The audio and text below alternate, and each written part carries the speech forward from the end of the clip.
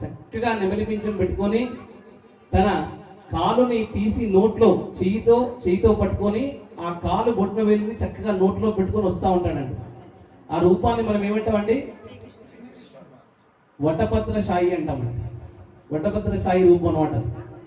అలాగా ఆకులు ప్రవహిస్తూ వచ్చి మార్కండేయ మహర్షిని పిలిచి లోపల తన నోరుని శ్రీకృష్ణ పరమాత్మ నోట్లో కంప్లీట్ భూమండలం చూపించింది ఎవరికండి? యశోదమ్మకి. చక్కగా చిన్నపిల్లలు చెప్తున్నారు, అందరు చెప్పాలి. అలాగా తర్వాత మళ్ళీ మునిగిపోయింది ప్రళయంలో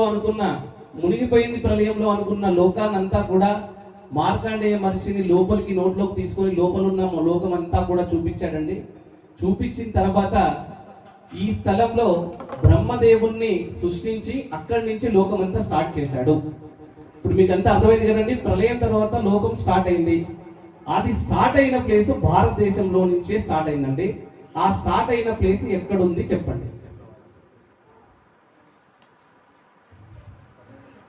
ఒకరు అరుణాచలం అని చెప్పారండి, మర్రి చెట్టు ఒకరు చెప్పారు, కాశీ అని ఒకరు చెప్పారు.